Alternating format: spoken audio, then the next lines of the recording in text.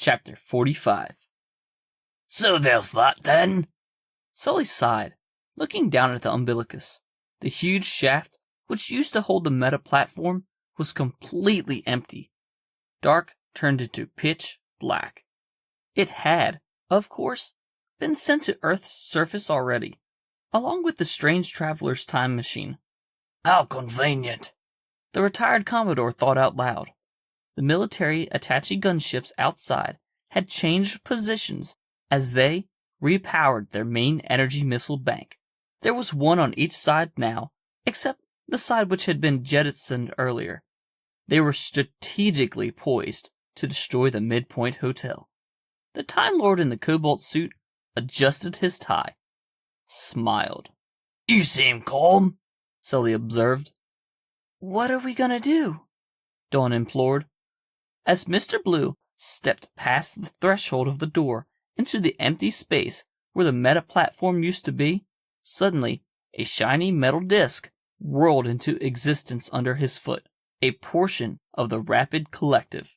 We're going to drop fast as the devil, right down to the surface, is what we're going to do. The Time Lord grinned.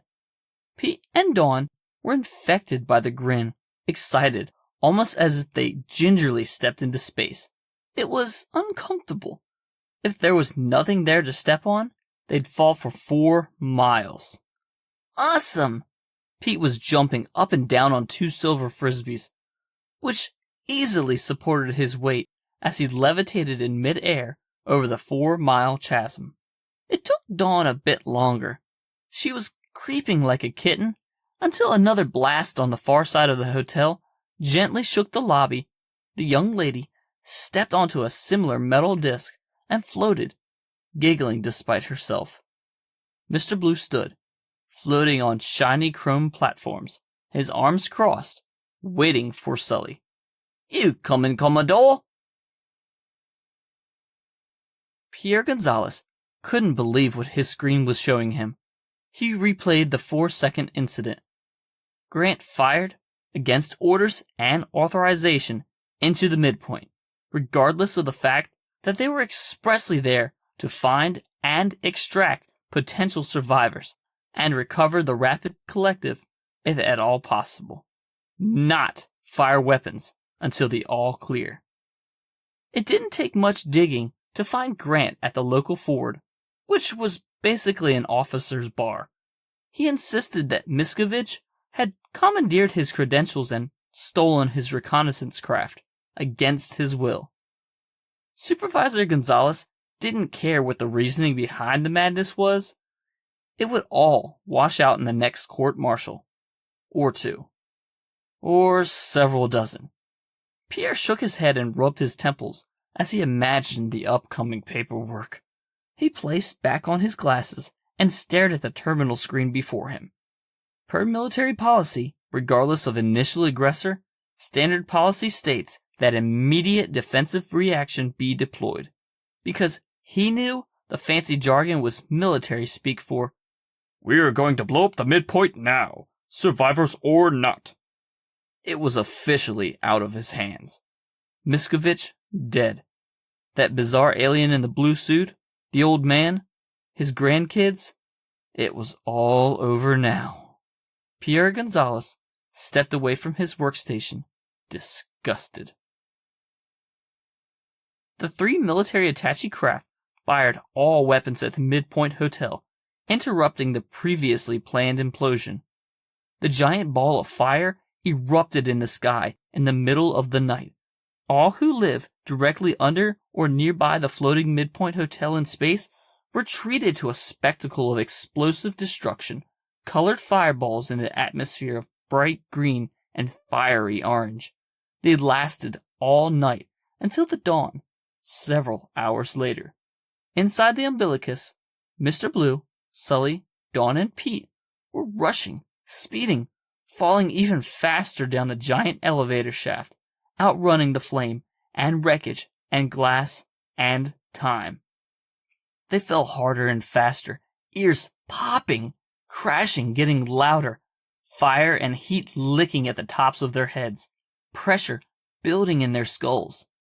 The rapids cocooned Sully and the two kids in metallic shells as the Time Lord activated his watch and enveloped himself in a neon blue, crackling electrical force field. Gravity drugged them down with the fire and debris and destruction.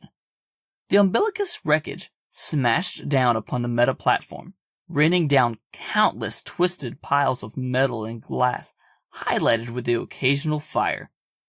As quickly as the ride had started, it was over. The group waited for the big destroyed flaming wreckage to settle before the rapids released Sully and the kids. Mr. Blue watched them all take a gulp of the night air and stumble out of the smoke and detritus. The Time Lord released his force field and tentatively strode through the massive mountain of smoking scrap metal. All good? Sully? Kids?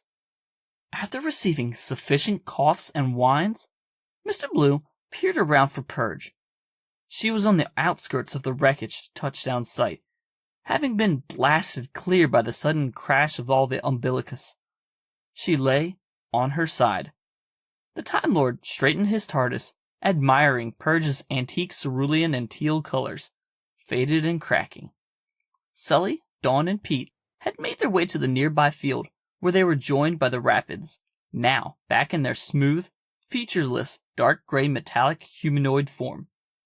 The group were staring up at the dark heavens, watching the explosions in the night sky as the Midpoint Hotel was turned into several massive fireballs.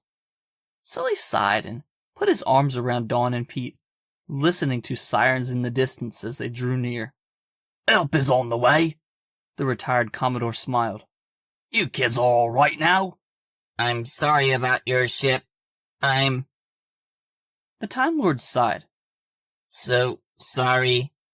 The rapids opted to wait inside Purge after an awkward hug from Dawn and Pete. The Time Lord in the dingy azure outfit stood behind Sully as the paramedics, police, and firefighters arrived. It was chaos, but then Mr. Blue admired the helpful chaos. All the EMTs dotting on the children and Sully, making sure they were all right. The firefighters getting control of the wreckage and setting up parameters. As he approached the children, Mr. Blue observed a temporal wave, shimmering with orchid energy, yet invisible to all except a Time Lord. The temporal wave crashed into the kids and dissolved without their knowledge. None had seen this except him. Although he found this troubling, Mr. Blue shook off the image and hugged the young kids goodbye with a smile. Bet you'll be happy to get back to your parents. Dawn and Pete looked at him quizzically. We're orphans, Mr. Blue. Dawn appeared almost angry at having to explain it again. Young Pete nodded. We told you that. Supervisor Pierre Gonzalez arrived in a service jeep, rushing to the survivors. Oh my god in heaven, holy shit. You made it out okay. How did you all... Wait. No. Wait. The Time Lord held up a finger, ignoring Gonzalez. Dawn, you told me your father was a doctor, that he gave you and your brother Pete... He trailed off. Pathogenic. Mr. Blue looked back and forth at the children's blank expressions. Immunity too? They clearly had no idea what he was talking about. Sully, indeed, was staring at him as if the Time Lord was a lunatic. No. The Time Lord in the cobalt suit was distressed. 2367, the Rothlanders. I was here. I helped her steal this family. She ripped them from time, and I was right here.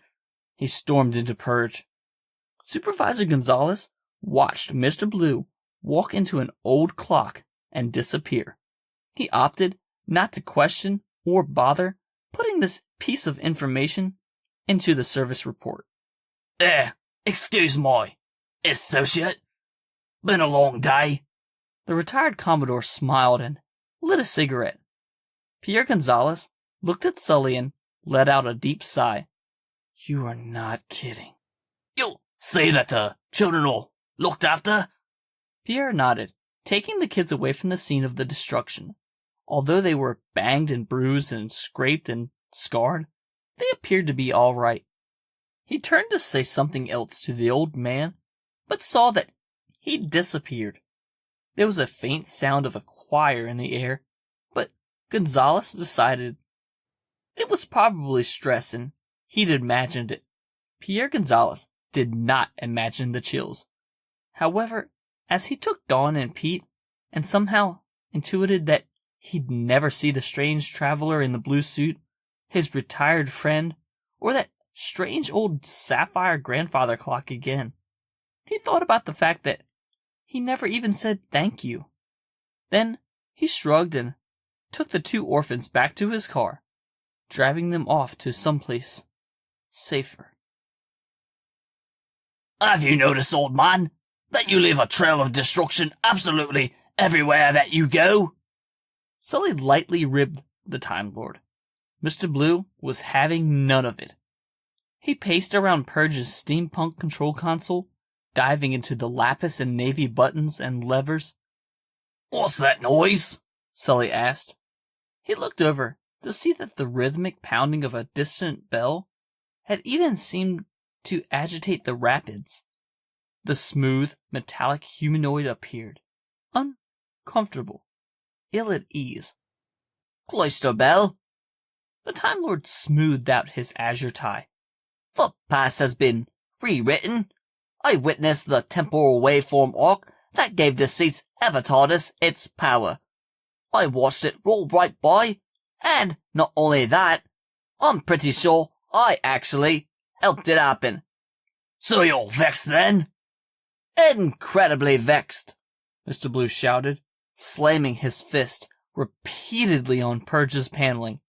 Finally, the frustrated Time Lord was able to open the incoming communication, which he'd been struggling with. Saber appeared on a crackling neon green view screen. Where the hell have you been? There's been activity. I think I saw the first arc of the temporal. Captain Jack, got a lock on the waveform. The architect? Gold Rapids? I'll tell you later. Look, the Rothlanders in 2367. Will you please shut up? The beautiful time agent shouted. Listen, I think we can stop the temporal waveform from starting. Purge wants to take you, on the orders of the architect. Who the hell is the architect? And just why, in the name of Razalon, does he think he can? Don't worry about it. Damn it, Traveler. Purge has got a lock on the next arc, and this is some serious White Guardian, Keys of Time type of shit I don't... What are you talking about? You're going to 2467 on orders from the architect to investigate and perhaps intercept the Jones family. They're the next one on the temporal waveform arc. If you can do this, Purge will strengthen her temporal lock on deceit, and... The Time Lord in the cobalt suit straightened, placing his hands on his lapels. And if we can stop the time bitch there, or earlier, we'll stop all of this from ever happening. Saber nodded. And listen, Traveler, I'm not supposed to tell you this, but... The time agent sighed. What is it? If Purge can get enough of the temporal lock traced, you can go back to 1767, to France. 1767? France? What in the bloody hell is in 1767 France? Lady J. Sylvia Esquire III, Northern Italian Duchess? The temporal wave arc that powers the Evertardus starts in 2667 and goes backward. Remember? The 10th and final waveform ends in 1767, gathering its final cataclysmic power from... Jack Valentine. Stunned silence seemed to fill Purge as Mr. Blue shook his head.